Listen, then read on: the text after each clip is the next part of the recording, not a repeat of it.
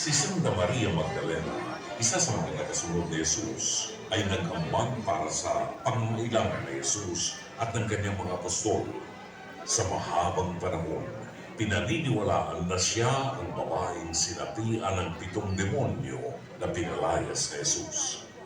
Siya ay naroon sa Golgotha sa pagpapako at pagkamatay ni Jesus sa krus.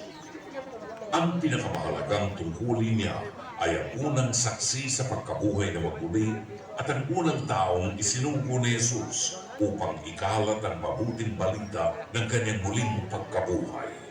Dahil dito, nakilala siya bilang apostol ng mga apostol.